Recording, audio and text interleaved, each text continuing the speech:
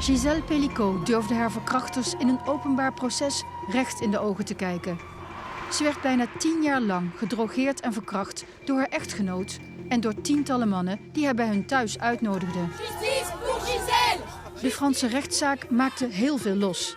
Zelf zweeg Pelicot sinds de veroordeling van 51 daders.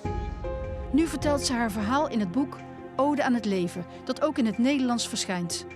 Ik sprak met Gisèle Pelicot in Parijs over de massaverkrachting en hoe ze zich losmaakte van schaamte. Vous avez décidé, la honte doit changer de camp. Se libérer de la honte, comment faire? C'est vrai qu'il faut vraiment réfléchir, parce que cette honte, elle nous colle à la peau et on a du mal à avancer. Et au regard des autres aussi, on se sent pas bien, on se sent sale. Toute cette boue que vous avez en vous, elle vous colle, oui, ça vous colle pendant des mois. Et je pense que c'est la plupart de ce que ressentent les victimes. Elles ont du mal aujourd'hui à s'exprimer. Alors c'est vrai que ce procès aura quand même libéré la parole des femmes. Ça, j'en suis persuadée. Aujourd'hui, les femmes osent parler. Vous avez aussi écrivé dans votre livre que c'est plus facile quand on est plus âgé. Oui. Oui, parce que je suis une femme de 73 ans aujourd'hui. C'est vrai que si j'avais eu 20 ou 30 ans, je n'aurais peut-être pas eu cette force de le faire. Parce que le regard de la société, même encore aujourd'hui, on doute. On se dit: «Mais comment cette femme ne s'est rendue compte de rien?» Ça aussi, c'est violent pour moi parce que bien sûr que je me suis rendu compte de rien. Si ce n'est mes absences qui m'ont interpellée, j'ai consulté des neurologues, des problèmes gynécologiques où on m'a donné des ovules, qui ne m'ont servi à rien parce qu'on découvrira à l'unité médico-judiciaire de Versailles 4 MST qu'aucun gynécologue avait pu déceler parce que quand vous êtes une femme de 68 ans qui vient, je venais avec monsieur Pélicaud et on n'a jamais demandé à monsieur Pélicaud de sortir de la salle de consultation. Alors moi, la chance que j'ai eue comparée à ces victimes, c'est que j'ai eu toutes les preuves. J'ai eu toutes ces vidéos, je n'ai pas eu à les chercher, on est venu me les apporter. Et quand monsieur Pélicaud se fait arrêter dans ce centre de supermarché où il est, le vigile s'aperçoit de ce qu'il est en train de faire, ils appellent le commissariat de police et c'est vrai que merci à ce vigile et merci au lieutenant Perret qui lui a vistigué l'ordinateur de monsieur Pélicaud. Il ne l'a pas laissé repartir comme ça.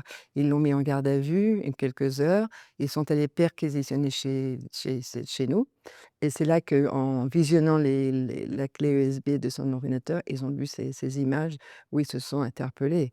Ils se dit: «Mais qu'est-ce que c'est?» Ouais, de voir toujours cette même femme, comme morte, qui ne réagit pas et qui se fait agresser par ces individus. Brigadier Perret pakte een foto. Een vrouw in een charretelgordel lag op haar zij. Naast haar lag een zwarte man die haar penetreert. Dat bent u. Nee, dat ben ik niet. Hij gaf me een tweede foto aan. Dezelfde vrouw op haar rug. Een man met tatoeages naast haar. Dat bent u. Nee. Een derde foto. De man had zijn brandweertrui aangehouden. Ik hoorde niet wat de agent allemaal zei. Of eigenlijk hoorde ik hem wel, maar het had niets met mij te maken. Dit is uw slaapkamer. Zijn dat soms niet uw bedlampjes? Avant le procès, pour vous, c'était nécessaire de regarder les images. Comment vous avez préparé cette horreur pour vous-même? Ça, c'est pareil, il m'a fallu du temps parce que je ne voulais pas les visionner. J'avais déjà vu 3 photos au commissariat de Carpentras le 2 novembre où je ne me reconnais pas sur les photos. Je vois ces individus. C'est vrai que les premières images quand on me les monsieur le lieutenant Perret me dit: «Madame Pélicaud, ce dossier», il y avait une pile de dossiers dans le bureau. Il me dit: «Ça concerne votre mari» et là, il me montre une photo, 2 photos, je ne me reconnais pas. Je ne reconnais pas cette femme et il me dit: «Mais c'est votre chambre, c'est bien votre table de nuit, on a perquisité, c'est bien vous?» Et là, je crois que mon cerveau a fait une dissociation, c'est-à-dire que je ne réalisais pas, en fait. J'ai mis beaucoup de temps à réaliser que monsieur Pélicaud m'avait violée et fait violer. C'est très violent, en fait, de l'accepter parce que moi, j'avais une toute confiance en cet homme. On avait été mariés pendant 50 ans. Comment imaginer que l'homme avec qui vous partagez votre vie était capable de faire ça? Un acte aussi monstrueux. Donc ça aussi, ça a été pour moi un long chemin, une descente aux enfers, une déflagration. J'explique l'image parce que c'est imagé quand je dis: «Je me suis pris un TGV plein de figures», c'est-à-dire que je suis totalement détruite. Pouvez-vous décrire ce moment crucial où vous avez décidé ce procès ne doit pas se dérouler à huis clos? Il faut savoir qu'au départ, j'avais pas envie qu'on me voie, qu'on me connaisse. Je voulais m'isoler. C'est ce que j'ai fait d'ailleurs pendant quelque temps. J'en avais parlé auparavant aussi avec mes enfants, surtout ma fille, qui m'avait dit: «Maman, ça serait bien que tu t'opposes à ce huis clos parce que tu vas faire un cadeau magistral à tous ces accusés». Donc dans ma tête, tout ça, j'ai mûrement réfléchi, la réflexion s'imposait aussi et je me suis dit qu'elle avait raison. Je vais m'opposer à ce huis clos. Je vais affronter ces individus. Niemand had enig idee dat we zouden verzoeken om pers en publiek in de rechtszaal toe te laten. Mijn besluit was ons geheime wapen. En toch was ik bang. Maar ik zou niks laten merken. Toen zag ik ze. 34 hadden op dat moment niet vastgezeten en waren zelf naar de rechtbank gekomen. Sommigen droegen mondkapjes en hadden een capuchon over hun hoofd geslagen. Toen ik ging zitten bevond ik me ineens zo dicht bij hen. Ze sloegen hun ogen niet neer. Ze daagden me uit. Ze zouden onschuldig pleiten. Les réactions étaient énormes. Bien sûr, parce que là, on allait dévoiler leur nom, on allait savoir qui ils étaient, parce que jusqu'à présent, on connaissait Monsieur Pellico, qui était le coupable, qui avait orchestré toute cette affaire sordide, mais ils étaient aussi pleinement responsables de leurs actes et donc c'est vrai qu'une victime pour 51 individus, c'est vrai que ça ne s'était jamais vu en France. C'était un procès, ce qu'ils ont appelé le procès hors norme, un procès historique, mais il a fallu tenir bon. Je pensais pas que j'allais tenir, toute cette période parce qu'au départ, j'étais venue que pour 15 jours. J'avais décidé avec mes avocats qu'on viendrait 15 jours, que j'allais repartir et quand j'ai vu toutes ces femmes arriver au fur et à mesure dans cette salle des pas perdus, qui sont venues me soutenir, je me suis sentie investie d'une responsabilité. Je me suis dit que je ne pouvais plus partir parce qu'elles étaient là pour moi et je me devais être là pour elles aussi. Alors Monsieur Pellico, c'était un peu plus facile pour moi dans la mesure où il avait reconnu tous les faits. Il n'a jamais cherché à me déstabiliser pendant le procès et il est vrai que j'avais les regards de ces individus parce que la salle était petite et ils étaient proches comme vous êtes là. On avait la même proximité au niveau de la distance et j'avais ces regards, qui étaient là pour me provoquer, pour me déstabiliser. Mais ils voulaient que je baisse les yeux et c'est moi qui soutenais leurs regards. Et ça, j'ai eu cette force-là pour aller au bout de ce procès.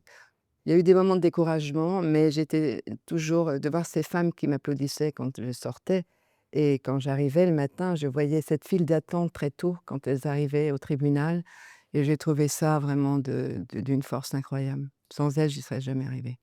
Si j'avais un moment de difficulté, j'ai tenu bon, j'ai raconté ma vie, mon parcours de vie, ce que j'avais la douleur que j'avais en moi par rapport à ce que ces hommes m'avaient fait. Parce que j'ai cité cette phrase en disant que j'avais été sacrifiée sur l'autel du vice. Pas un seul a eu pitié de moi quand on voit les scènes de vidéos qui sont d'une cruauté insoutenable et c'était très compliqué et une fois que j'ai ma parole a été terminée, là, j'ai eu l'assaut de tous ces avocats de la défense qui sont venus me poser des questions parce que forcément, la victime est coupable. La victime, c'est elle l'accusée.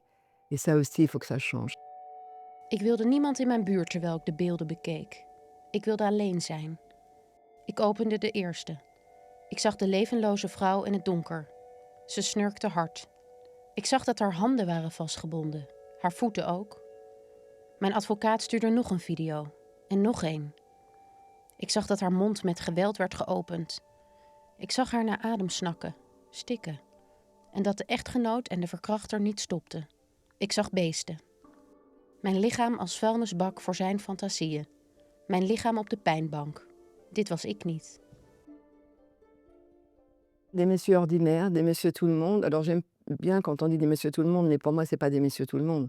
C'est quand même des hommes à part qui sont capables de venir commettre un crime sans avoir le moindre discernement de se dire ce que je suis en train de faire, ça va pas. Il y avait une catégorie d'âge qui allait de 22 ans à 70 ans, toute catégorie socio-professionnelle, des hommes mariés, des hommes célibataires, des hommes plus âgés. Et c'était incroyable de voir que ces hommes ne reconnaissaient pas leurs crimes. ils n'avaient pas commis de viol. Quand le président leur demande: «Avez-vous violé madame Pellico?» Bien sûr que non, ils n'avaient pas violé madame Pellico parce que monsieur Pellico avait donné son consentement et ça aussi, c'est effroyable de se dire: «Parce que monsieur Pellico avait donné son consentement, on pouvait se permettre de violer cette femme», inconsciente, en fait. Ils sont venus en toute conscience. Alors, en plus, ils disent: «Mais on ne savait pas». Non, et si, ils savaient parce que monsieur Pellico leur disait de se laver les mains à l'eau chaude, de ne pas se parfumer, de ne pas fumer. Donc ils avaient déjà tous les critères de savoir pourquoi ils venaient chez moi, dans ma chambre à coucher et pas un seul n'a été dénoncé, pas un seul est allé voir la police, personne. Sommigen waren ouder en kaal en hadden een dikke buik. Anderen waren jong en gespierd. Maar allemaal hadden ze één ding gemeen: hun uitstraling. Een onverschillige houding tegenover alles wat er werd gezegd en gedacht. Wanneer ze de kwalificatie verkrachting van de hand wezen en zeiden dat ze geen idee hadden van mijn werkelijke toestand, verzochten mijn advocaten videobeelden af te spelen. Ik sloeg mijn ogen neer. Est-ce que c'est peut-être comme un deuxième viol? Là, c'était aussi un deuxième viol pour moi de visionner ces vidéos. Parce que je n'avais pas de conscience quand ils m'ont violée. J'ai vécu des anesthésies générales. J'explique aussi mes absences, mes problèmes gynécologiques, où tout le monde est passé sous les radars, les neurologues et les gynécologues. Mais là, oui, c'était violent pour moi parce qu'ils avaient en face d'eux, on les voyait en train de me violer. Et quand le président disait: «Monsieur untel, avez-vous violé madame Pellico?» Il disait: «Non, je n'ai pas violé madame Pellico». Ik gedroeg me waardig, zeiden de media. Ik proefde dat woord in mijn mond. Ik weet niet of waardig per se goed is. Instorten hoeft niet erg te zijn. Tranen lijken soms zelfs bevrijdend. Maar ik kan nu eenmaal niet huilen in het openbaar. Ik hield stand. In de loop van de dagen en de aanvallen, insinuaties en vernederingen beefde ik onder mijn pantser. Soms moest ik me vastgrijpen aan de bank. Vous vous souvenez encore des premiers applaudissements? Ces premiers applaudissements, oui, je m'en souviendrai. Le premier jour, c'était très calme. Et quand j'ai commencé à entendre ces applaudissements, voir le nom Gisèle, merci Gisèle, les cœurs, c'est ce que j'ai dit, j'étais contente d'offrir mon histoire en exemple et mon prénom en étendard. Ça, j'en ai vraiment parce que grâce à ces femmes qui m'ont soutenue. Sans ces applaudissements, alors je les ai pas réclamés, loin de là, mais j'ai vu aussi que ce procès faisait écho à leur souffrance. Elles se sont identifiées à mon histoire et je pense que c'était le combat de toutes ces femmes. C'était mon procès, mais c'était aussi le leur. Alors monsieur Pellico a pris 20 ans, parce que c'est quand même lui qui a orchestré toute cette affaire sordide. Peu importe la peine qu'ils aient eue, moi qui était important pour moi, c'est qu'ils soient reconnus coupables. C'était ça le plus important. Je ne voulais pas qu'il y en ait qui soient acquittés. S'ils avaient été acquittés, ça aurait été vraiment une défaite et une souffrance encore plus grande pour moi. Il y a des gens qui disent: «Mais ce sont des hommes malades». Non, ils n'ont pas été reconnus malades parce qu'il n'y a eu aucune pathologie. S'ils avaient été reconnus malades, ils auraient été internés, ils auraient été en psychiatrie. Là, ils ont été reconnus coupables en responsabilité de leurs actes. Et la soumission chimique, c'est ça aussi qu'il faut préciser, c'est quand même un outil de violence. Et cette violence, c'est la domination masculine, quoi. Et on le voit encore tous les jours. C'est vrai qu'on est dans une société aujourd'hui qui cultive quand même encore le déni. Et ça aussi, il faut que ça évolue. Vous n'avez pas d'haine? Je suis ni haine ni colère. J'ai eu ce sentiment de trahison, bien sûr, je l'ai reçu, je l'ai ressenti, je le ressens encore aujourd'hui, mais et indignation, c'est plutôt les 2 mots que j'emploierais.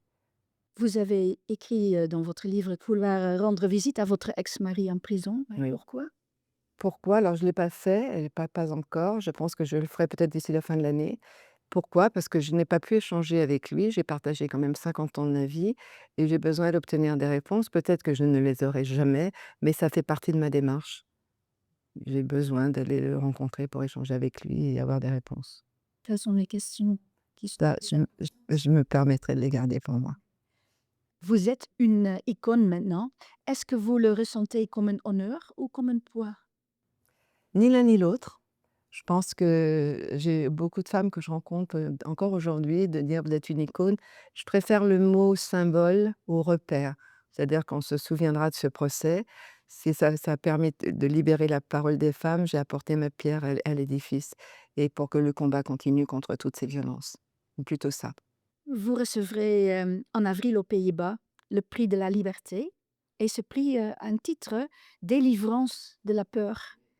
Qu'est-ce que ça vous inspire? Déjà, c'est un honneur pour moi de recevoir ce prix parce que ça je ne m'y attendais absolument pas. Il n'est pas que pour moi, c'est au nom de toutes ces femmes, toutes ces victimes et de se dire que oui, on ne doit plus avoir peur. Il faut affronter. La peur, je dis: «La peur n'évite pas le danger», c'est souvent ce que je dis, c'est mon expression. Il faut y aller, il faut aller au combat et ce procès, c'était ma manière de mener ce combat contre la soumission chimique et contre tous ces individus qui sont des criminels. Le titre et la joie de vivre, ce titre a-t-il aussi un message adressé à d'autres femmes?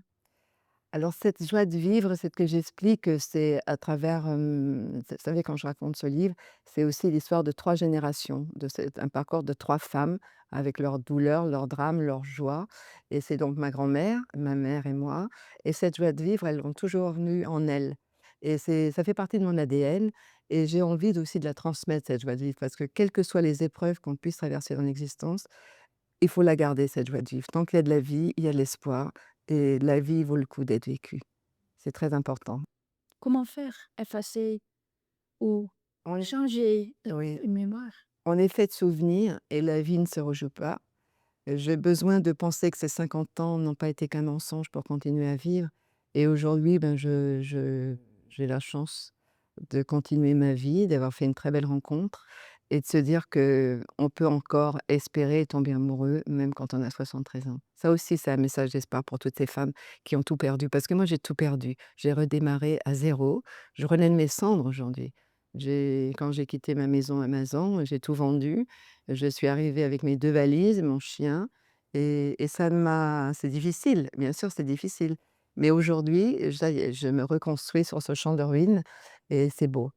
Voilà, faut espérer toujours. Donc, vous pouvez aimer à nouveau. Oui, mais ça fait partie de mon ADN aussi. Moi, j'ai besoin d'aimer. Je trouve que c'est un message d'amour aussi, mon livre, et d'espoir. Se dire que l'amour, c'est ce qui peut guider. On en a besoin dans le monde dans lequel on évolue aujourd'hui. Parce que quand on voit tout le monde est anxieux, et je trouve qu'on vit dans un milieu anxiogène, et c'est de se dire que l'amour porte tout, guérit tout.